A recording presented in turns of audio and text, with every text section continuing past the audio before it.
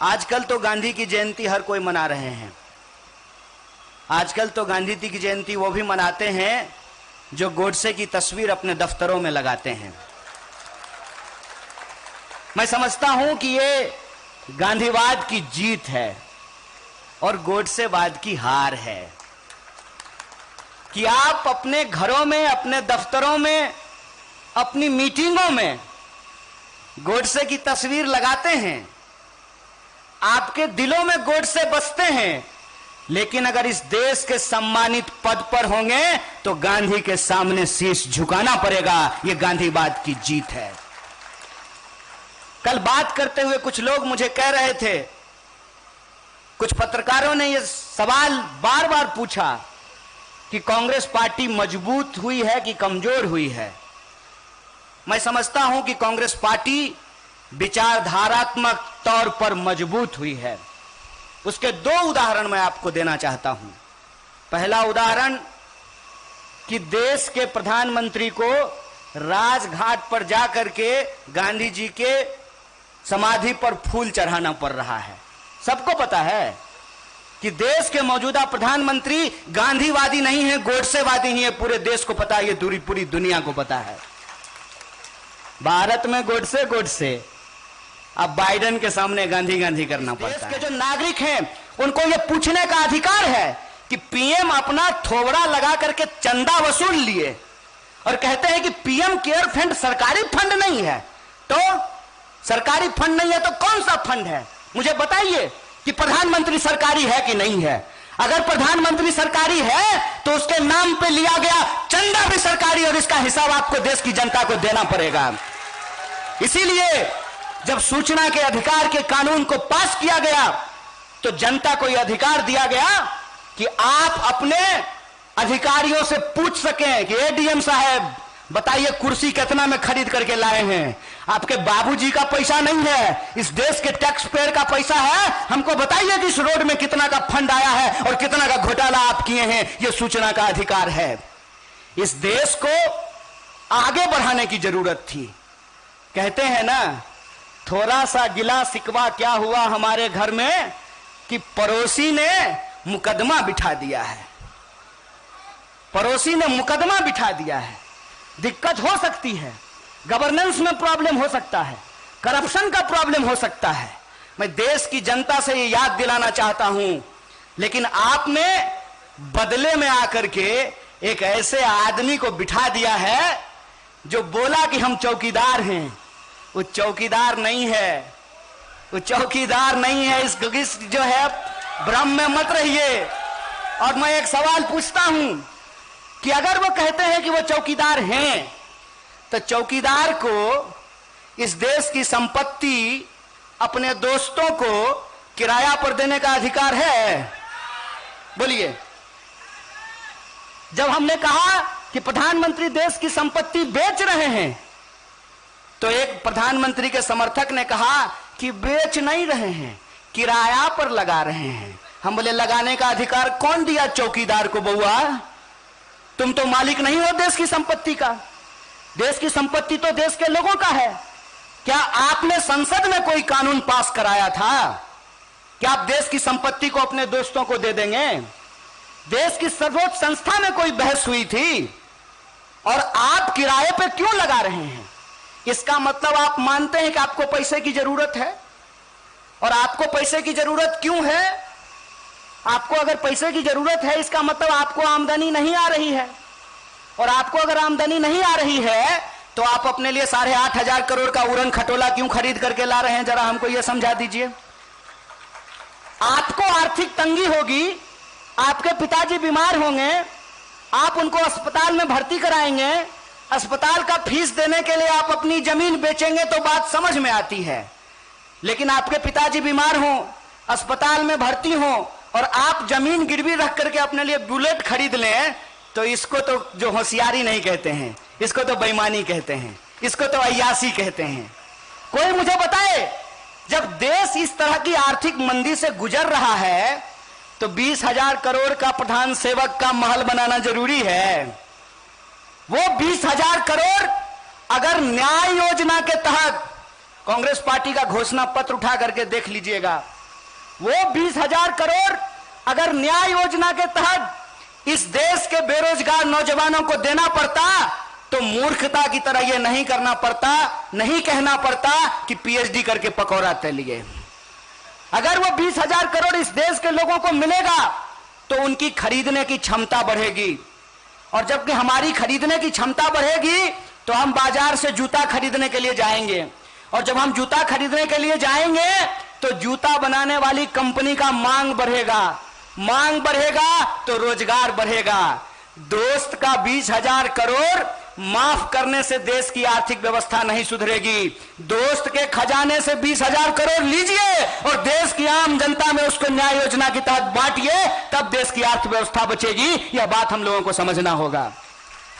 बेईमानी गुरु, बेईमानी। देश के मजदूरों का अधिकार छीन लीजिए, देश के किसानों का अधिकार छीन लीजिए। फसल बेचने के नाम पर देश की कृषि आप अपने दोस्तों को हवाले कर देना चाहते हैं। डिस्ट्रेस सेल मतलब परफॉर्मेंस नहीं कर रहा है सरकारी कंपनी, इसलिए सरकारी कंपनी को बेच देना चाहिए। तो सरकारी प्रधानमंत्री भी परफॉर्म नहीं कर रहा है, उसको भी किराए पे लगा देना चाहिए। बताइए हमको, यह कौन सी बात है कि रेलवे सरकारी नहीं होना चाहिए, एयर इंडिया सरकारी नहीं होना चाहिए, अस्पताल सरकारी नहीं होना चाहिए, एम्स नहीं होना चाहिए, तो सरकारी संसद लेकर के झुंझुना बजाएंगे साहेब।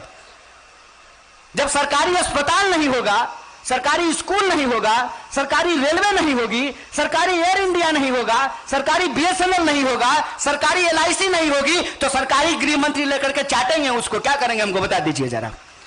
ये कौन सी नीति है? ये देश को बेचने की नीति है। इसीलिए हमारे नेता श्री राहुल गांधी जी कहते हैं कि हम दो हमारे दो, दो बेच रहा है, दो खरीद रहा है। इस पॉलिसी को समझिए, और इसकी सीधी मार अगर किसी के ऊपर पड़ने वाली है तो इस देश के गरीबों और मजदूरों के ऊपर पड़ने वाली है। और मैं आपको बोला कि आपके बीच में आकर के मुझे यह महसूस होता है कि मैं आपके घर का हूं, आपका बच्चा हूं, आपका नमक खाया हूं। कदम से कदम मिला करके आपके साथ लड़ेंगे और शास्त्री जी और गांधी जी के सपनों के भारत का निर्माण करेंगे। शुक्रिया। इनकलाब जिंदाबाद, मजदूर एकता जिंदाबाद।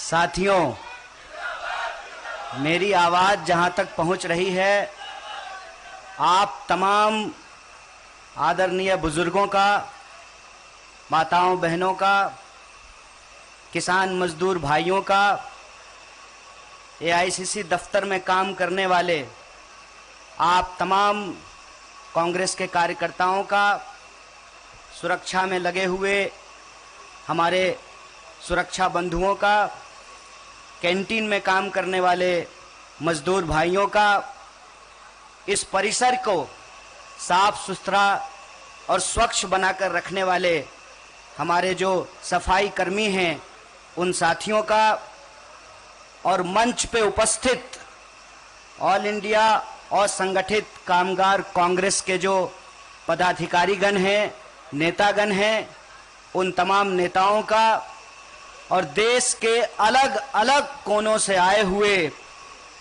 हमारे सम्मानित मजदूर भाइयों और बहनों को मैं बापू की जयंती पर, गांधी जयंती पर उनको नमन करता हूं, उनका हार्दिक अभिनंदन करता हूं, उनका स्वागत करता हूं।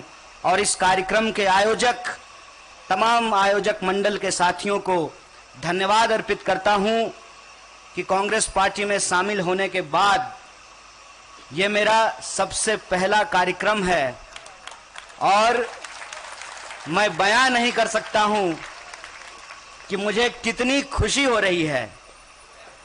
एक पत्रकार कल पूछ रहे थे कि आप पार्टी में सिंक इन हो गए हैं। अगर कार्यक्रम इस तरह का हो, जो कार्यक्रम मजदूरों का हो, अगर कार्यक्रम नौजवानों का हो, अगर कार्यक्रम किसानों का हो, अगर कार्यक्रम छात्रों और महिलाओं का हो, मैं समझता हूं कि ये हमारा कार्यक्रम है, ये हमारी पृष्ठभूमि है, ये हमारा इतिहास है, ये हमारा वर्तमान है।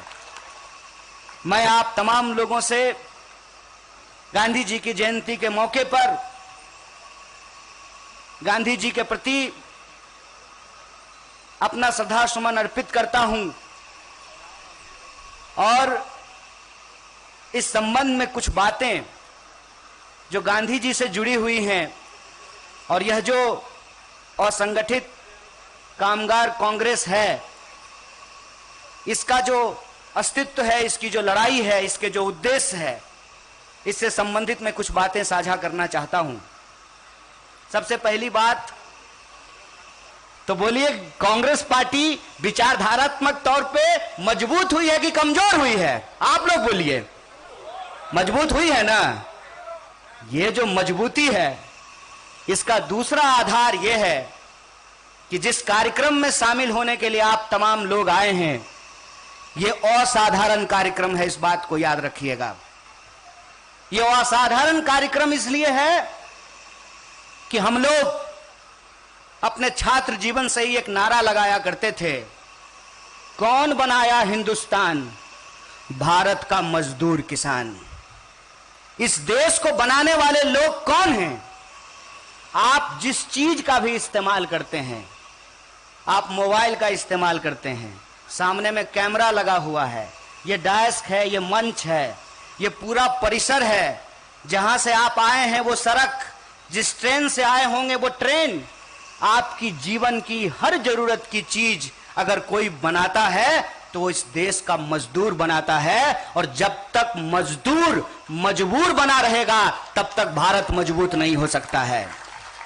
अगर हम भारत को मजबूत बनाना चाहते हैं तो मजदूर मजबूरी का नाम नहीं है। इसीलिए मैं कहता हूं, जब भी कोई ये मुहावरा आपके सामने कहे मजबूरी का नाम महात्मा गांधी, तो उसको तुरंत कहिए, रे भाई, मजबूरी का नाम गोडसे होगा, मजबूती का नाम महात्मा गांधी होता है। इस बात को याद रखना। और कुछ लोग आजकल गांधी जी को सिर्फ और सिर्फ स्वच्छता में समेट करके रख देना चाहते हैं। गांधी जी सिर्फ अपना संडास साफ नहीं करते थे, अपने मन को भी साफ करते थे, अपने विचारों को भी साफ करते थे। और मैं एक चीज आप लोगों को बताना चाहता हूं। आयोजक साथियों ने मुझे कहा कि मंच पे मजदूर लोग बैठे हुए हैं। एक प्रकरण मैं आपको याद दिलाता हूं। कुंभ मेले में देश के पंत प्रधान मजदूरों का पैर धो रहे थे। देखे थे कि नहीं वो वीडियो? बस हो गया, कैमरा, लाइट, एक्शन, कट, बात खत्म। क्या हुआ उसके बाद उन मजदूरों का? आज भी इस देश में मैनुअल स्कैवेंजिंग होता है। हाथ से मजदूर गंदगी उठाते हैं। काहे भैया? हम मंगल पे पहुंचने वाले हैं, चंद्रमा पे पहुंच गए हैं। यहां बैठ करके अमेरिका में अपने बच्चों से व्हाट्सएप पे hi hello hi darling how are you कर सकते हैं। तो क्या इस देश में विज्ञान ने इतना विकास नहीं किया है कि मैनुअल स्कैवेंजिंग को बंद कर दिया जाए? क्या तकनीक का इतना विकास नहीं हुआ है कि मैनुअल स्कैवेंजिंग को समाप्त किया जाए? प्रधानमंत्री जी ने एक किताब लिखी है, पता नहीं लिखी है कि लिखवाई है। उस किताब में लिखा हुआ है कि कचरा उठाने से आध्यात्मिक सुख मिलता है। मोदी जी बगल में ही घर है, आइए कल हम लोग गटर में उतरेंगे, आध्यात्मिक सुख लेंगे थोड़ा सा। आप ये क्या कहना चाहते हैं? आप ये कहना चाहते हैं कि मजदूरों को सम्मान से अपना जिंदगी जीने का अधिकार नहीं है, इसीलिए आप उसको जबरदस्ती ग्लोरीफाई कर रहे हैं। मजदूर इस देश के बुनियाद हैं, किसान इस देश के बुनियाद हैं, लेकिन खाली नारा लगाने से काम नहीं होगा। आज पंडित लाल बहादुर शास्त्री की जयंती है। लाल बहादुर शास्त्री जी ने एक नारा दिया था, जय जवान जय किसान। 9 महीने से किसान दिल्ली की सीमाओं पे बैठे हुए हैं।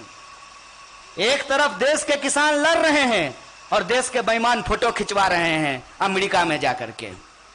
ये जो परिस्थिति है, इस परिस्थिति में हम लोगों को यह समझना पड़ेगा कि अगर हमारा दायित्व किसानों के प्रति है, अगर हमारा दायित्व मजदूरों के प्रति है, अगर हमारा दायित्व जवानों के प्रति है, तो हमको महात्मा गांधी के विचारों पर चलने की जरूरत है।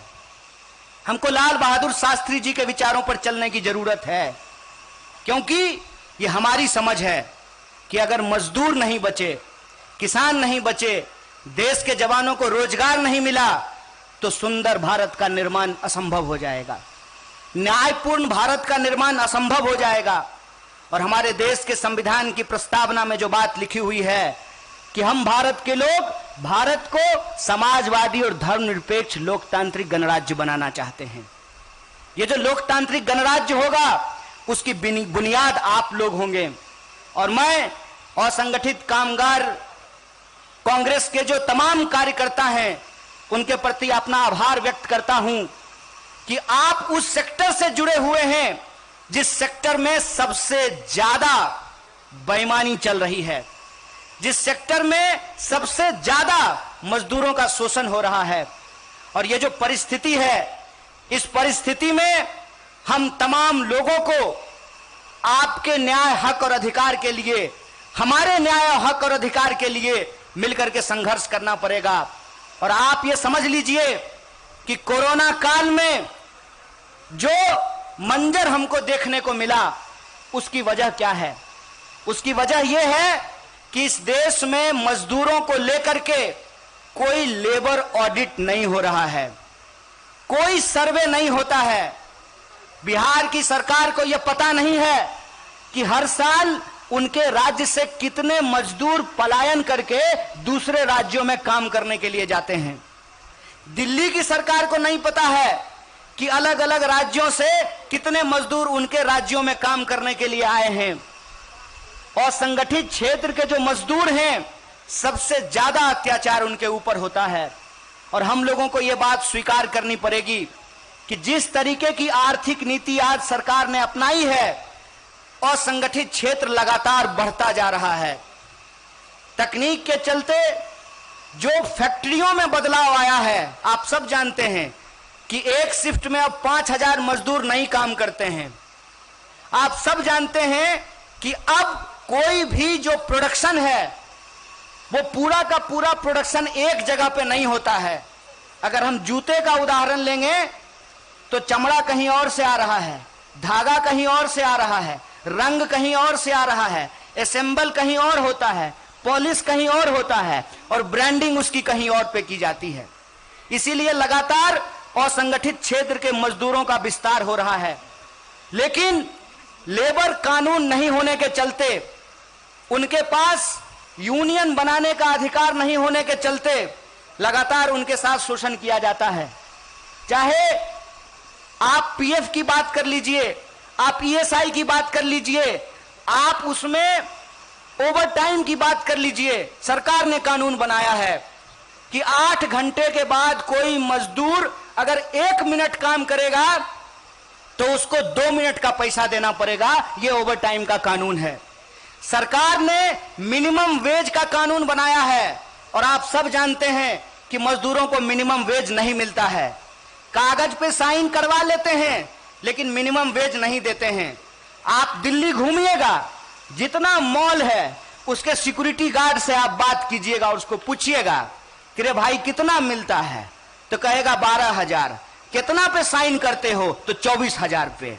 पीएफ मिलता है? नहीं। ईएसआई मिलता है? नहीं। 4 छुट्टी मिलती है? नहीं। देश में जो राष्ट्रीय छुट्टियां हैं वो तुमको मिलती हैं? नहीं। ये हमारे आंख के सामने ये शोषण हो रहा है। मरता क्या ना करता। असंगठित क्षेत्र के मजदूर असंगठित हैं, इसीलिए उनका सबसे ज्यादा शोषण होता है। और आप ये समझ लीजिए, यह जो सरकार है जो पैर धोती है सफाई कर्मचारी का, वो सिर्फ फोटो खिंचवाने के लिए धोती है, और जब मौका मिलेगा तो इस देश की राष्ट्रीय संपत्तियों को बेचती है। और आप जानते हैं कि जब राष्ट्रीय संपत्तियां बिकेगी, जब रेलवे बिकेगी, जब एयर इंडिया बिकेगा, तो उसमें असंगठित क्षेत्र से मजदूर काम करने के लिए आएंगे। जेट एयरवेज बिक गया, रातों रात सैकड़ों मजदूरों और एम्प्लॉय को निकाल करके बाहर कर दिया गया। बताइए, कोई नोएडा में घर लिया होगा, कोई गुड़गांव में घर लिया होगा, वॉशिंग मशीन भी उनका ईएमआई पे था, कहां से ईएमआई भरेंगे? ये जो देश की संपत्ति की लूट है, इस लूट को हमको समझना पड़ेगा। लूटेंगे देश को। अब बड़का बड़का फोटो पेट्रोल पंप पे लगा करके हंसता हुआ नूरानी चेहरा दिखा रहे हैं, ये बेशर्मी है साहब, इस बेशर्मी को समझिए। और इसीलिए मैं कह रहा हूं, पूरी जिम्मेदारी के साथ कह रहा हूं कि आप तमाम लोग जो हैं, उनको अपने हक और अधिकार के लिए, और जो कानून सरकार ने बनाए हैं, अक्सर लोग हमसे पूछता है कि क्या किया कांग्रेस पार्टी ने 70 साल में। 70 साल में कांग्रेस पार्टी ने लेबर को लेकर के कानून बनाए, मिनिमम वेज के कानून को पास किया गया, 8 घंटे के कानून को लागू किया गया, और यह कहा गया कि संगठित क्षेत्र को हम बचाएंगे। इस देश के जो बेरोजगार हैं, जो ग्रामीण बेरोजगारी है, उसको दूर करने के लिए हम मनरेगा लेकर के आएंगे।